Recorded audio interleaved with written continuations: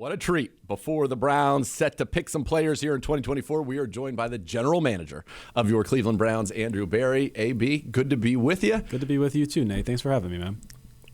It is an absolute joy. It is a treat to have you. We get to do this every year kind of prior to the draft. And next year when we do it, we'll get to maybe even talk about a first-round pick. But we'll see. This year, maybe a second-round pick because we haven't picked in the second round in either of the last two seasons either. Where's kind of your mindset with that second-round pick? Because it's a position where you really can move. You've moved up and gotten guys like JOK. You've moved down and still gotten guys like MJ Emerson. What's kind of your mindset with that second-round pick? Yeah, I think our mindset is just flexibility. We have a number of players that we think will be potentially available at the spot, but we really won't know until we get to Friday night. And depending on how the board falls on Friday, we'll determine if we move up, we sit and pick, or if we move back. So it's hard for me to give anything definitive today, but we'll have a better. But that's the mindset that we can.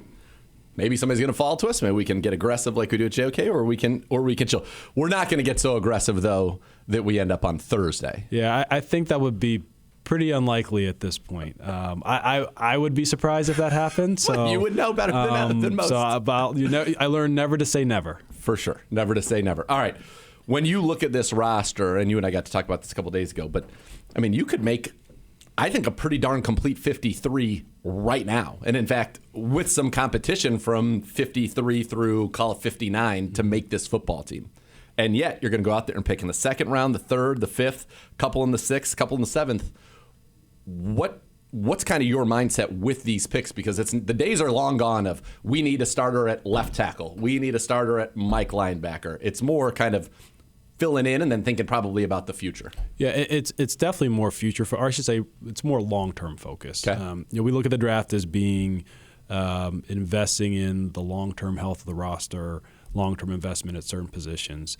And so as we go into it, it really is without a ton of consideration to where we sit today, because once we get into the season, you get surprises in both directions, whether guys, they take the leap, whether guys get hurt, they age out, or just things go differently than you expect. So we are pleased with where the roster sits today, but nobody really knows. And so, for sure, we'll look to really build the best 90-man roster that we can, with the long-term health of our team in mind, and attack it that way.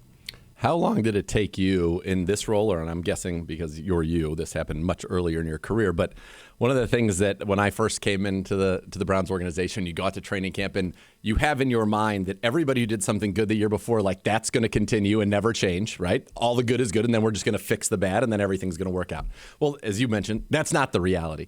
How long did it take you to kind of realize that just because somebody was good a year ago, that doesn't mean their trajectory stays the exact same, and you have to think about all of those contingencies? Yeah, I mean, it was something that Bill Polian actually said, in a different way. He would talk about your needs today aren't the same as your needs tomorrow, and that was maybe like a broader comment in terms of the roster, but it's something that he would always make his staff aware of at an early point in my career. So that really always stuck with me. And then as you have more cycles and more seasons under your belt, like you do realize that you'd like to think it's just, hey, you leave off right where you were at the end of last year, but that's just not the reality of the sport.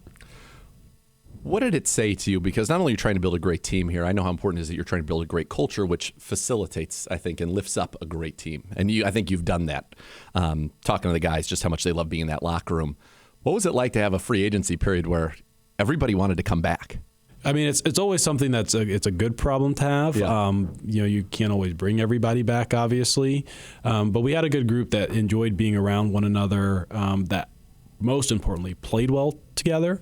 And some level of continuity is good, especially in team sports where guys learn how to play together, and specifically you hope that your young team that grows together. And so that was pretty cool to see this past offseason.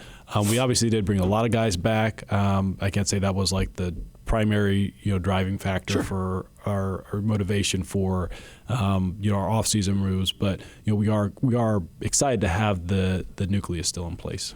when you have guys who have played at a high level, like a Zadarius Smith and Shelby, and even a guy like Mo Hurst who's been in the league a while, or Rodney McLeod who's been a Super Bowl champion, played at a high level in various stops along the way.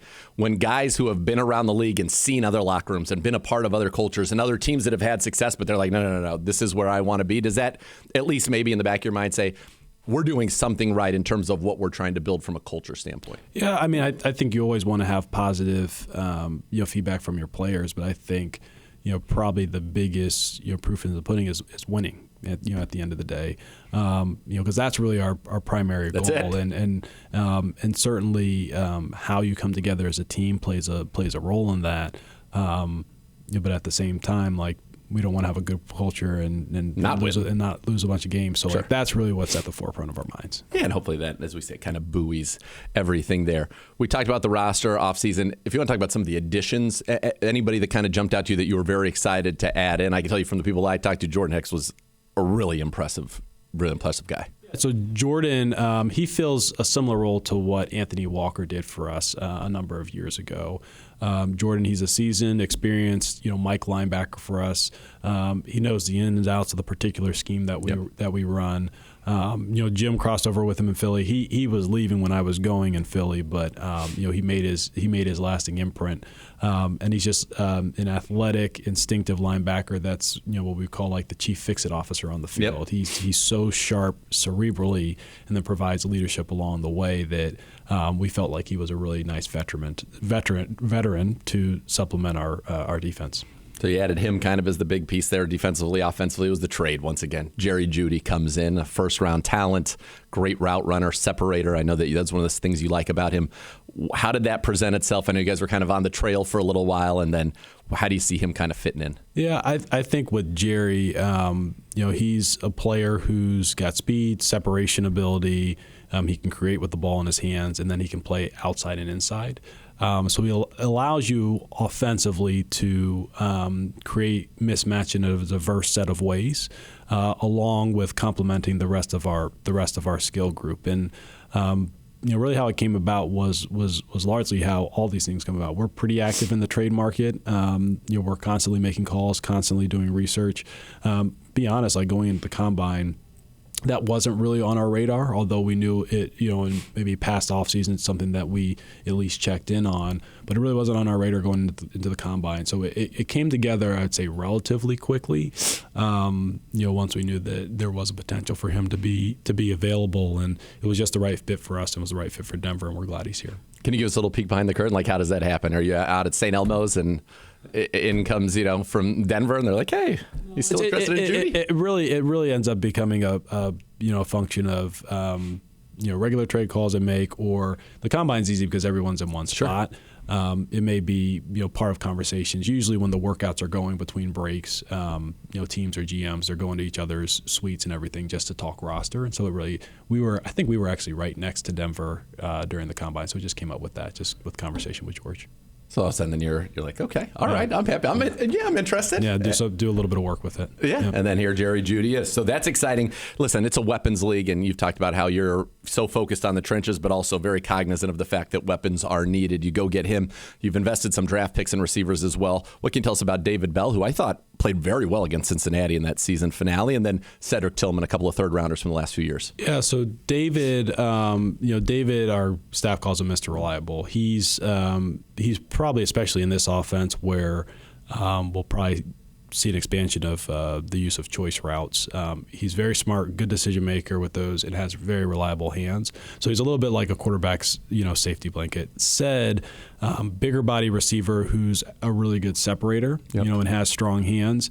I think we all saw him take off in the second half of last year. So we're really excited about him and what he can add to the offense and that group in general, just because when we build our skill group, we want skill sets that complement one another.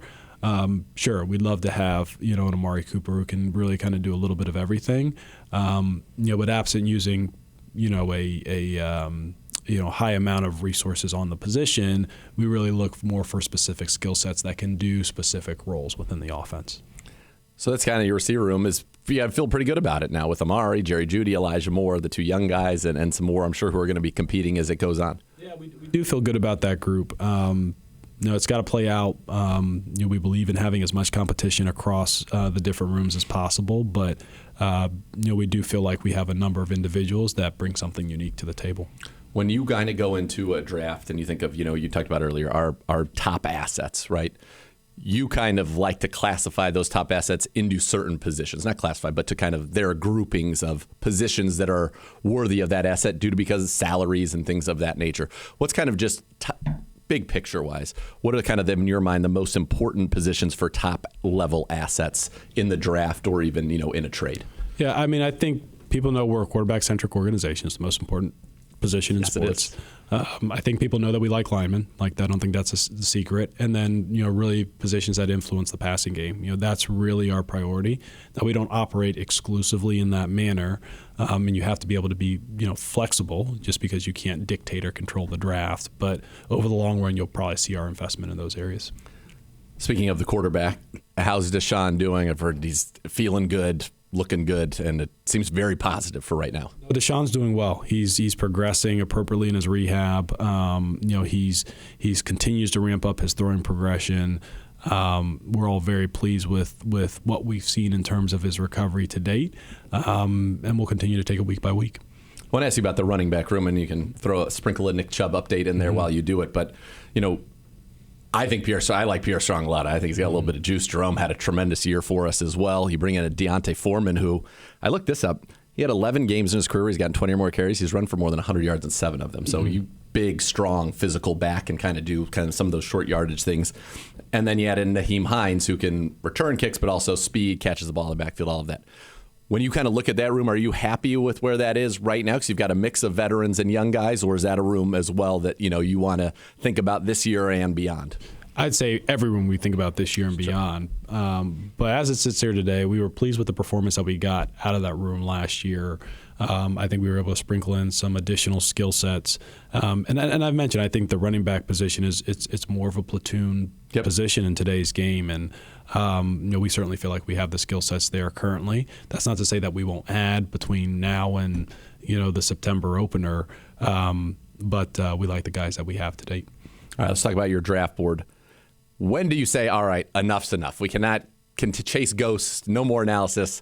The board is set. Have we reached that point? No, it's at that point. Okay. It's really more thinking through strategy at this point. Usually the board's probably set 2 weeks out before the draft, absent any unique or special information coming in. And then really the last 2 weeks, it's scenario planning and strategy.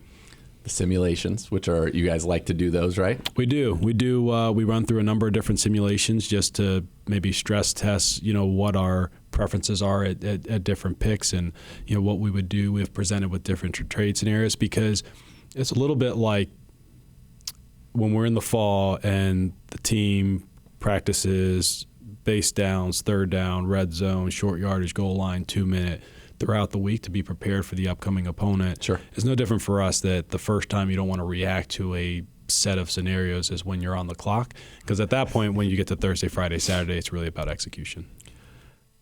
In that, once your board's kind of set, and you can talk as much or as little as you want about this, but I know part of it is kind of, there is some information sharing where you're able to kind of gauge what's maybe the perception of a guy that you like or maybe don't like. Perhaps it's putting that out there as well. But how does that really kind of work? And is it a certain group of people you trust that trust you, that you guys are able to kind of look at things in the same way?